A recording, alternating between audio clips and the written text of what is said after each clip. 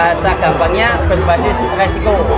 Nah, OSS sendiri ini sangat mudah karena bisa memakai smartphone, laptop, ataupun yang lainnya, komputer misalnya, dan bisa diakses dimanapun, tidak terpaku jam karena online selama 24 jam.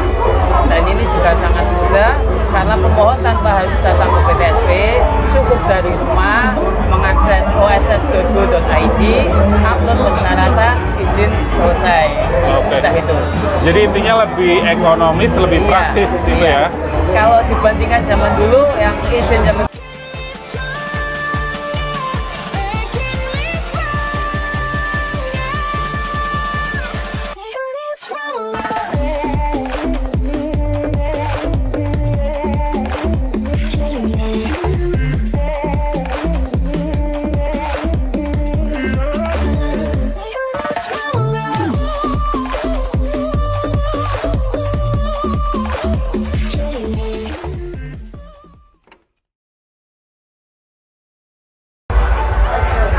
Assalamualaikum warahmatullahi wabarakatuh. Apa kabar warga Kota Santri? Mudah-mudahan hari ini semuanya dalam keadaan sehat walafiat ya.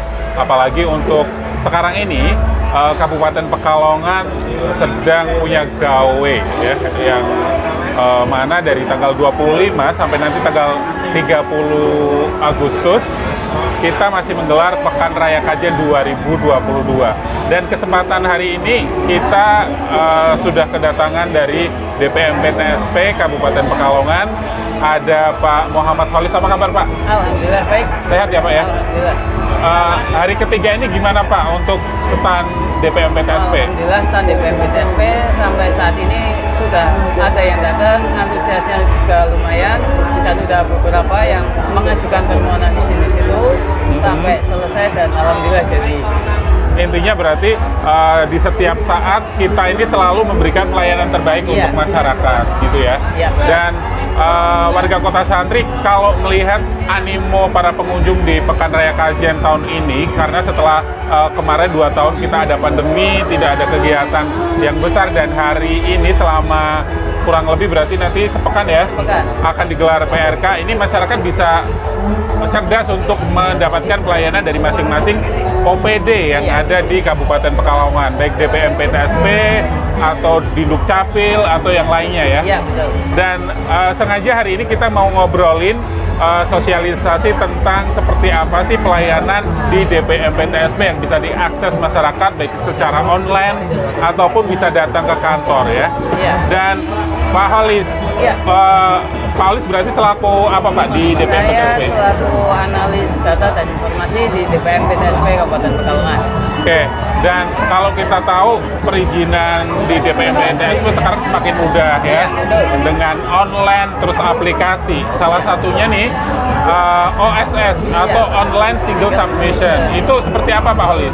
OSS sendiri ini adalah Online Single Submission atau perizinan yang tunggal yang berbasis secara online, dan ini dikelola dan diselenggarakan oleh Kementerian Investasi atau BKPM. Nah, OSS sendiri sudah bermetamorfosis, bahasanya sudah berubah 3 kali, mulai dari 1.0, 1.1 hingga sekarang namanya OSS RBA atau Risk Based Approach, atau bahasa gampangnya berbasis resiko. Nah, OSS sendiri ini sangat mudah karena bisa memakai smartphone, laptop, ataupun yang lainnya, komputer misalnya, dan bisa diakses dimanapun, tidak terpaku jam karena online selama 24 jam. Dan ini juga sangat mudah karena pemohon tanpa harus datang ke PTSP, cukup dari rumah mengakses oss.go.id, upload persyaratan, izin selesai. Sudah itu.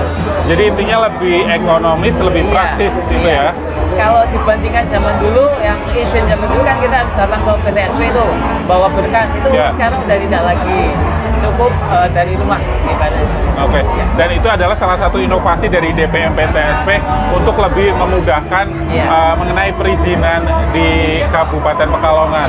Ada berapa jenis izin Pak yang bisa diakses melalui OSS? Kalau OSS sendiri kita dasarnya dari KPLI namanya. KPLI itu klasifikasi baku lapangan usaha Indonesia. Nah, KPL ini ada 3 ribuan lebih. Nah, tapi itu ada kewenangannya, ada kewenangan pusat, provinsi, atau bahkan kabupaten kota. Tapi di DPM PTSP melayani semuanya. Cuma nanti waktu kewenangan provinsi yang memverifikasi dari provinsi, kalau pusat berarti yang memverifikasi dari pusat, gitu. Oke, Pak, kalau kita lihat ini ya, dengan banyaknya perizinan itu di antara izin yang bisa diakses melalui aplikasi OSS itu berbayar atau enggak, bisa disampaikan? OSS sendiri ini gratis tanpa biaya spesial pun. Oh, satu lagi, OSS ini nanti bahasanya kan dulu ada izin usaha industri, ada SIUP. Kalau di OSS tidak ada seperti itu. Yang ada di OSS sekarang hanya 4 jenis izin. Nomor 1 nomor induk berusaha atau NIB. Yang kedua sertifikat standar. Ini juga dibagi dua sertifikat standarnya. Ada yang terbit otomatis dan ada yang membutuhkan verifikasi. Yang ketiga adalah izin. Sekarang bunyinya hanya izin, tidak ada bunyi izin macam-macam. Karena diseragamkan. Ya. Yang keempat ada namanya PBUMKU, perizinan berusaha untuk mendukung kegiatan usaha. Hanya ada 4 itu. Jadi ini khusus berarti untuk pelaku UMKM ya? Iya, UMKM dan non UMKM. Dan non UMKM, intinya dipermudah semuanya. Dan kalau masyarakat ingin mengakses nih di DPM PTSP, alurnya pendaftarannya seperti apa sih Pak? Alurnya sangat mudah. Pertama tinggal buka namanya website oss.go.id. Kemudian di situ ada tombol registrasi. Silahkan register dulu untuk mendapatkan akun. Dan registrasinya pun sangat mudah karena hanya membutuhkan nomor induk KTP, kemudian nomor induk kependudukan ya dari KTP elektronik wajib, bukan yang KTP yang lama. Kemudian email yang aktif. Yang ketiga adalah nomor handphone yang ada WhatsApp-nya. Cukup itu, sesimpel itu. Yang pasti untuk data-data atau dokumen ini harus juga udah disiapkan ya Pak ya. Jadi biasanya di scan ya. Enggak, kalau untuk OSS ini untuk pendaftaran registrasi tanpa scan, hanya menuliskan nomornya. NIK. Ya, kalau nomornya tidak valid, dia tidak akan bisa lanjut. Terakses seperti itu. Nah, setelah dapat akses, baru masuk dashboard OSS-nya, masuk ke menu perizinan berusaha, tinggal ajukan dari situ.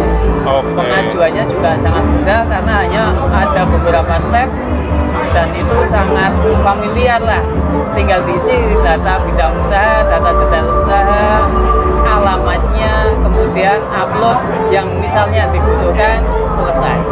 Pak, pasca pandemi ini, masyarakat yang paling banyak ini mengakses izin apa, usaha apa? Kalau yang saat ini karena UMKM bahasanya ini masih naik kelas dari OSS ini.